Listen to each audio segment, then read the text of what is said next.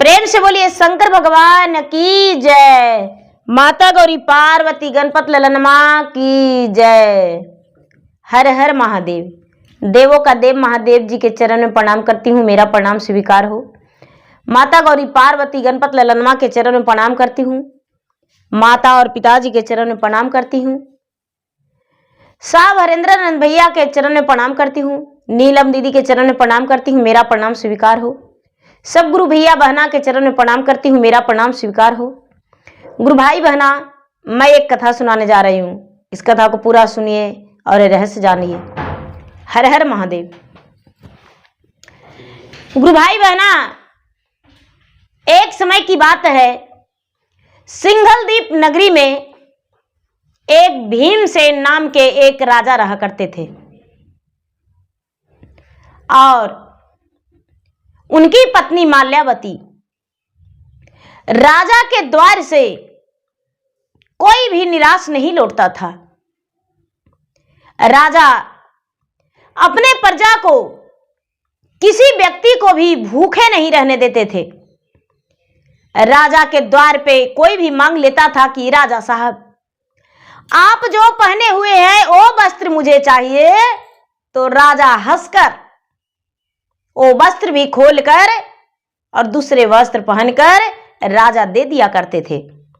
जहां तक के कि राजा का भोजन परोसा हुआ थाल में राजा निवाला लेने वाले रहते थे और कोई भिखारी चल जाता था और राजा के यदि कह देता था कि राजा साहब, आपका जो भोजन परोसा हुआ है वही भोजन मुझे चाहिए, राजा बेझिझक मुस्कुराते हुए अपना थाल का भोजन भी दे दिया करते थे।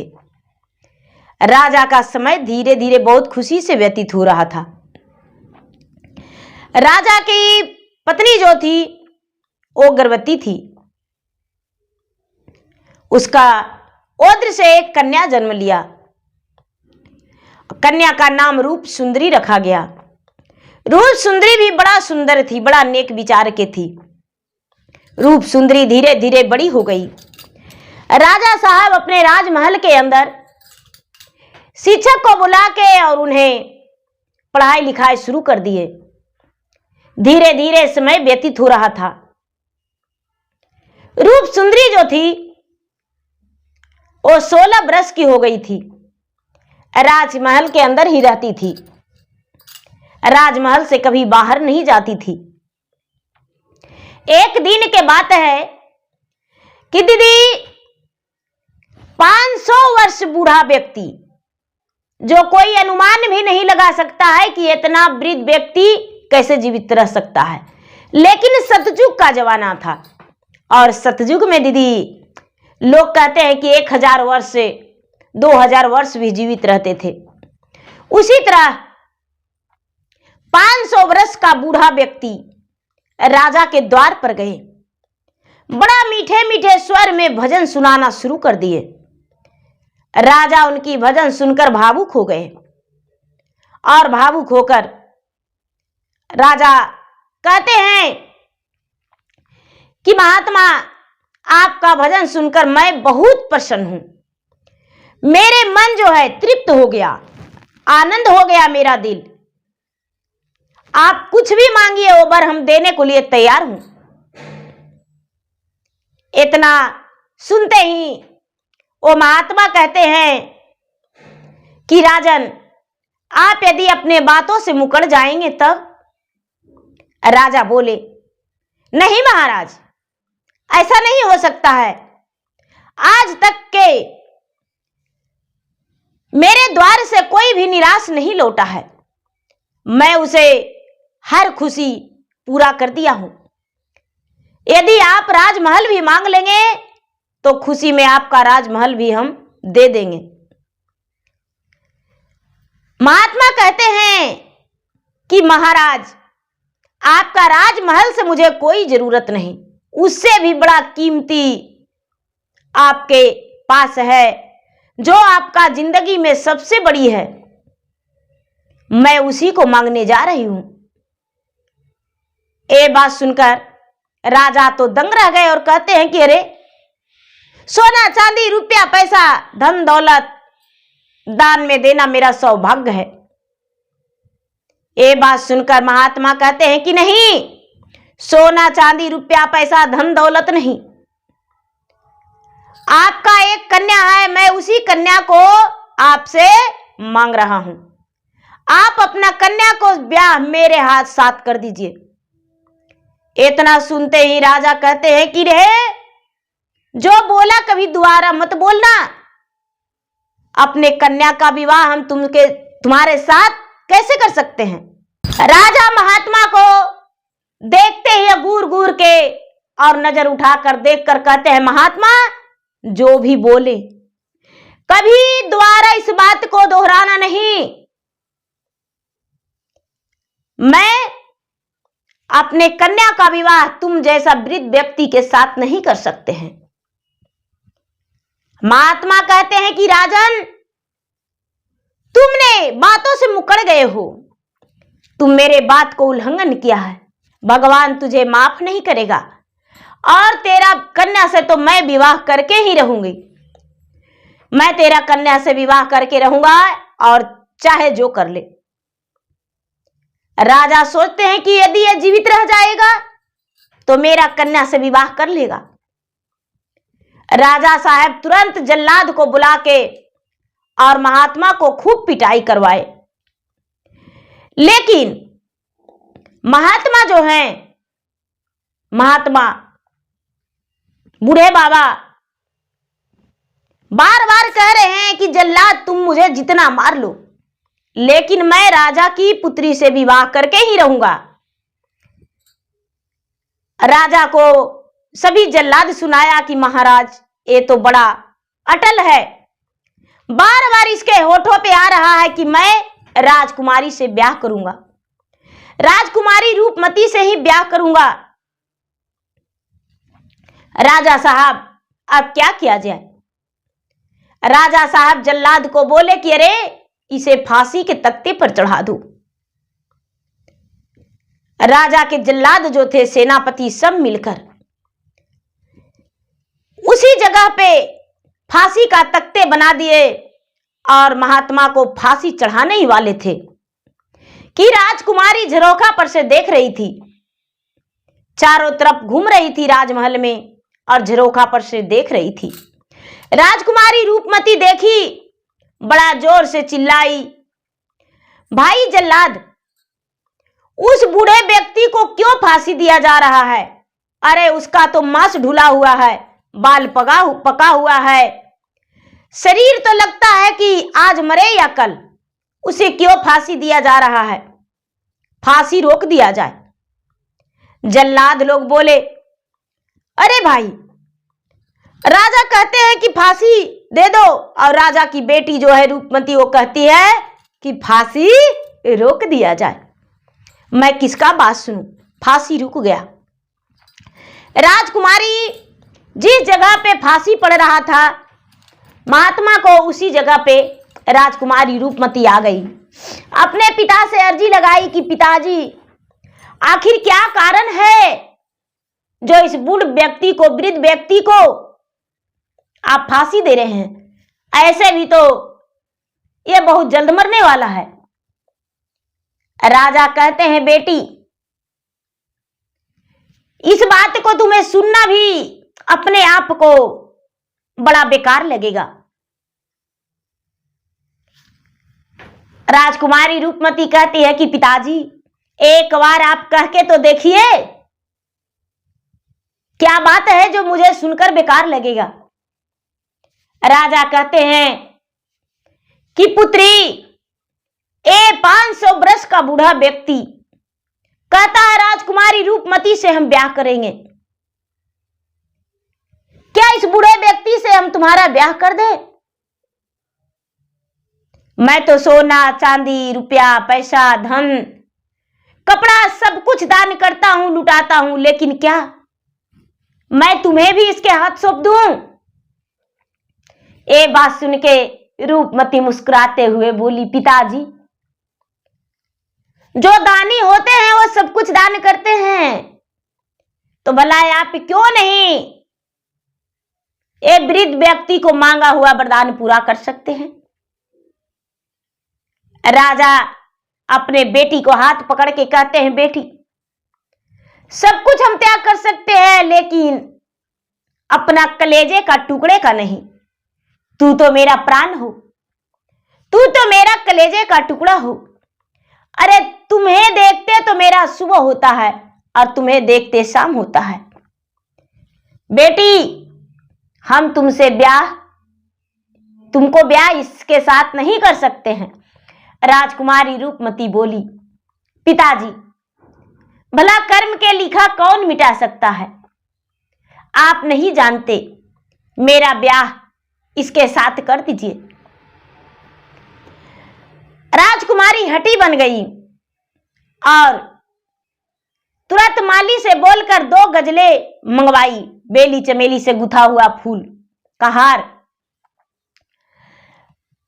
वो बूढ़ा को उतरवा के और कहती है कि महाराज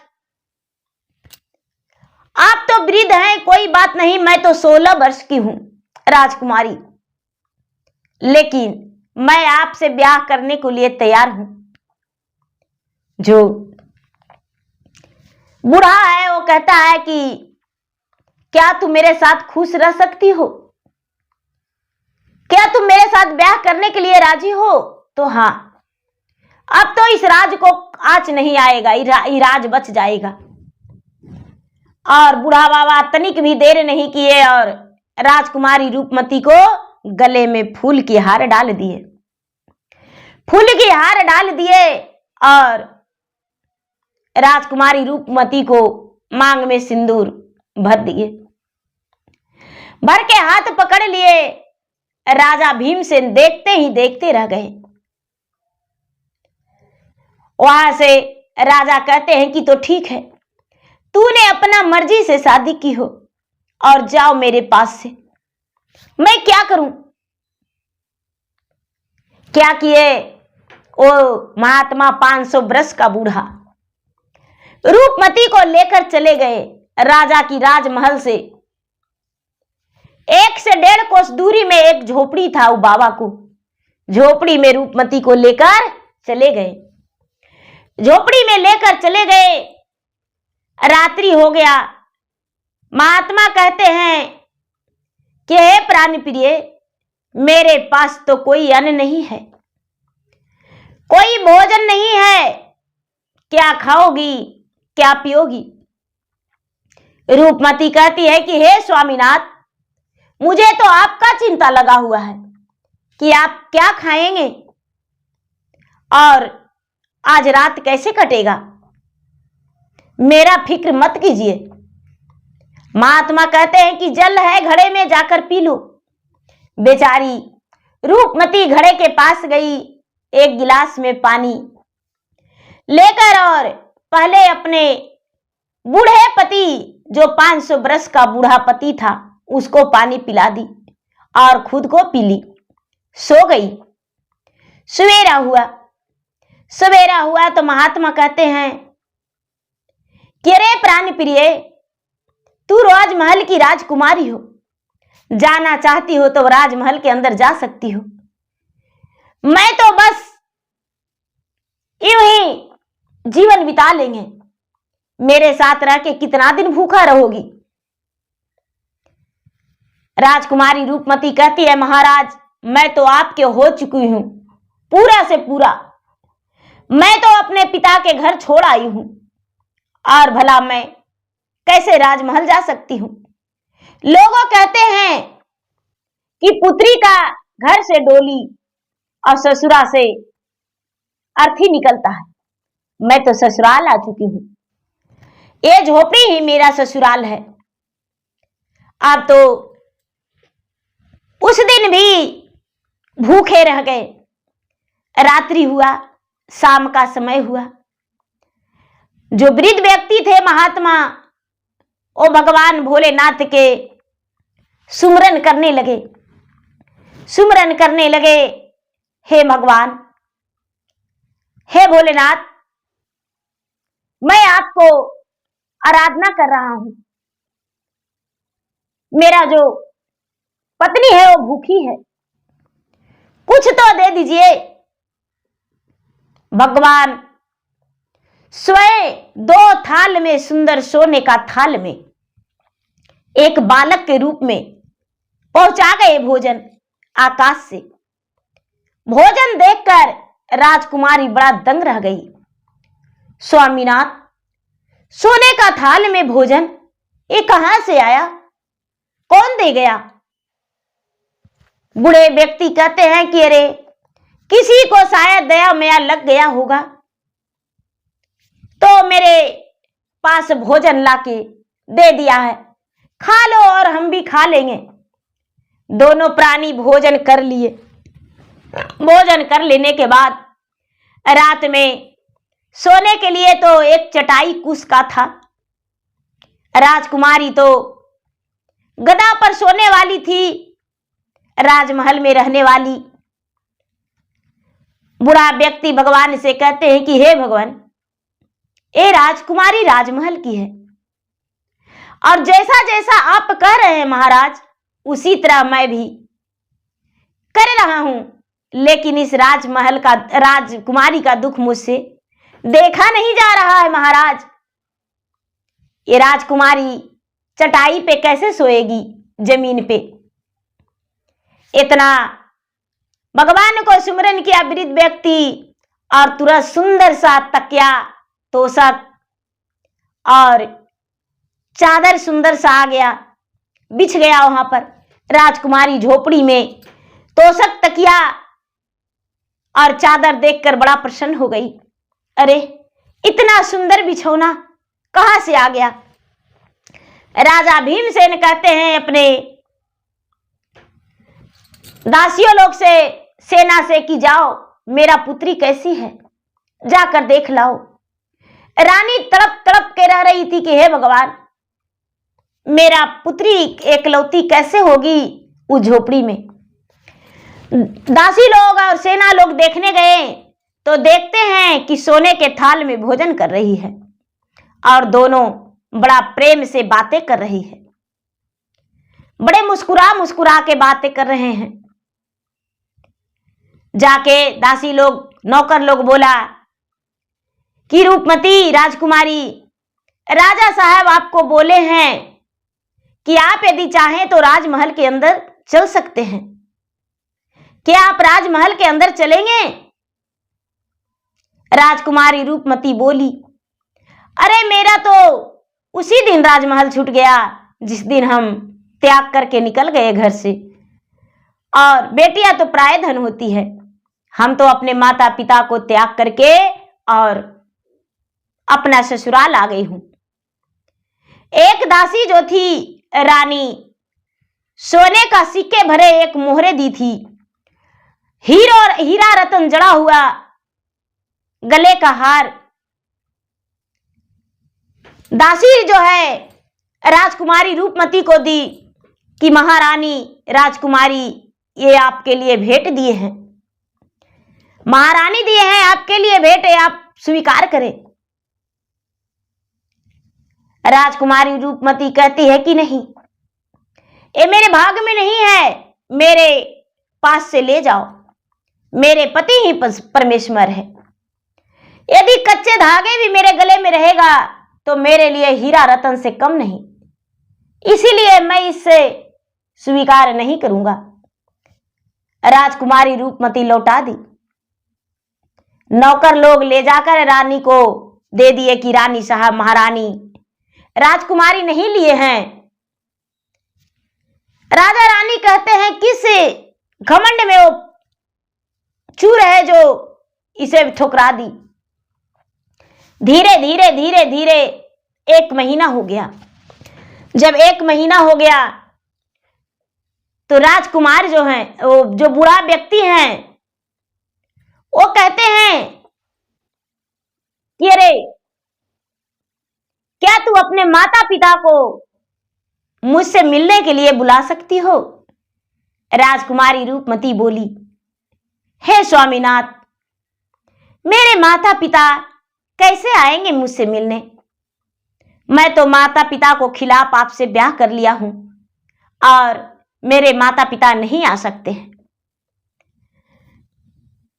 बूढ़ा व्यक्ति बोला कि जो दासी तुम्हारे तलाश में आता है तुम्हें छुप छुप के देखने, जाकर उसी को आएगा तो उसी को बोल देना।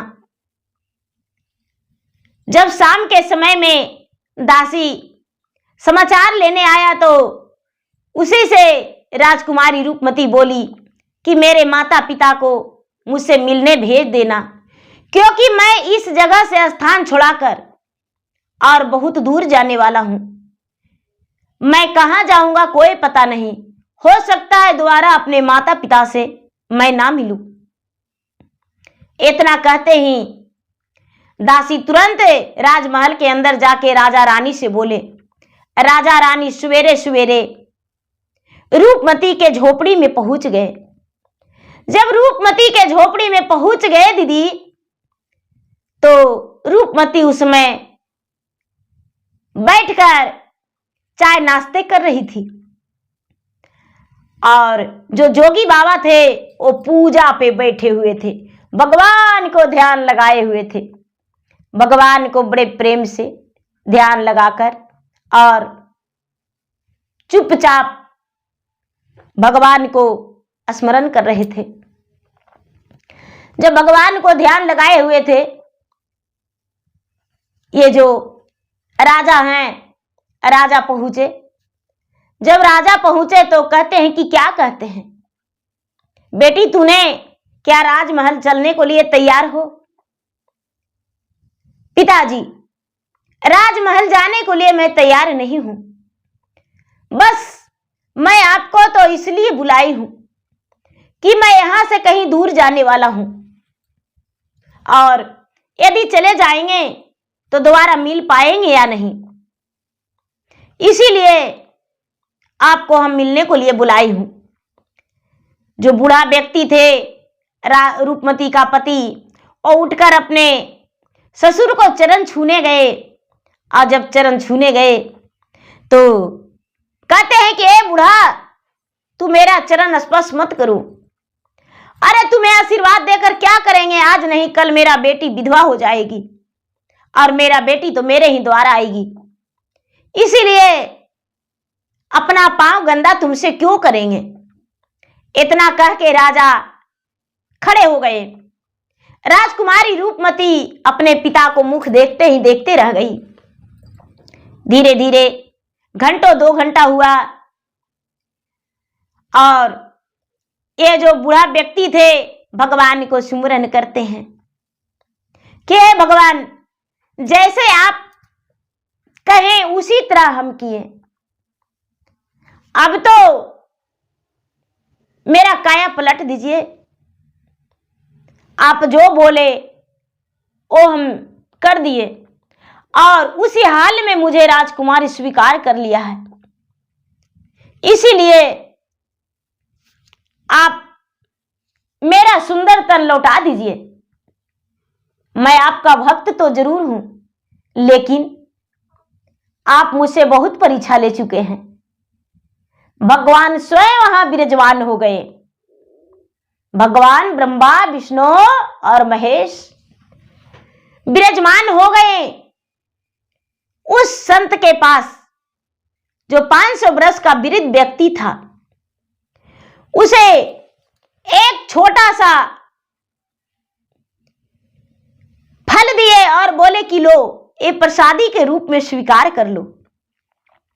जो 500 का बूढ़ा फकीर था वो खा लिया फल। अब फल खाते ही एकदम नौजवान 20 वर्ष का हो गया, 20 वर्ष का राजकुमार हो गया।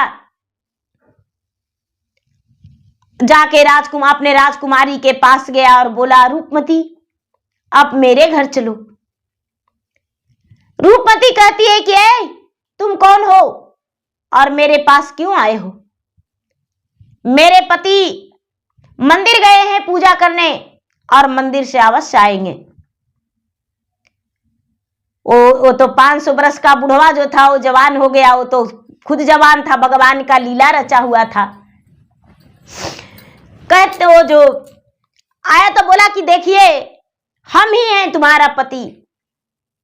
वो 500 वर्ष का बूढ़ा व्यक्ति जो है हम ही हैं। कोई और नहीं। बस हम तुम्हारे माता पिता से छल कर रहे थे। हम भगवान का भक्त हैं और भगवान जो हैं, भगवान तुम्हारे माता पिता से परीक्षा ले रहे थे। तुम्हारे माता पिता किसी को भूखे नहीं लौटने देते थे, किसी को नंगम नहीं लौटने देते थे। इसीलिए हम एक वृद्ध व्यक्ति बनके और तुम्हारे माता पिता से अपना हाथ मांगा, तुम्हारे लिए हाथ मांगा, अपना लिए हम तुम्हारा हाथ मांगा और तुम्हारे पिता देने से इनकार कर गए। हम वही हैं, हम नरवलगढ़ के राजा के बेटा हैं। इस बात को सुनकर राजा और रानी दोनों शौक गए। राजा और रानी शौक गए और कहते हैं कि तो ठीक है, जाइए अपना पिता को बोलिए बारात साज कर लाएंगे मेरे दरवाजे पे, मेरे दरवाजे पे बारात साज कर लाएंगे और मेरा बेटी से ब्याह करके ले जाएंगे। राजकुमार जो था, जो बूढ़ा था, 500 बरस का फकीर, वो अपना नगर के निकट लौट आए और लौट के हाथी हस्सार घोड़े घुड़सार बारात साज के ले गए राजा के द्वार पे। राजा भीमसेन अपने बेटी रूपमती के लिए बारात स्वीकार किए और मंडप सजा के अपना आंगन में धूमधाम से ब्याह कर दिए और अपना बेटी को दुल्हन बना के चला दिए।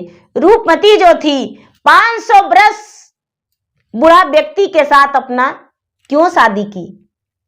एक राजकुमारी थी, लेकिन फकीर के साथ जाने को लिए राजी क्यों हो गई? तो देखिए गुरु भाई बहना, जीवन में उनका कोई कष्ट नहीं हुआ। राजकुमार सच्चे भगवान का भक्त थे और भक्त के कारण ही भगवान इतना बड़ा उसके साथ परीक्षा लिए। तो गुरु भाई बहना, मेरा वीडियो अच्छा लगे तो मेरा वीडियो का लाइक करें, शेयर करें। चैनल पर यदि नए हैं तो चैनल का सब्सक्राइब करें, बेल आइकन घंटी को दबाएं, जो कि मेरा वीडियो का नोटिफिकेशन सबसे पहले आपके पास जाए, आप मेरा वीडियो सुन सके। कमेंट बॉक्स में हर हर महादेव, जय शिव गुरु जरूर लिखे। धन्यवाद।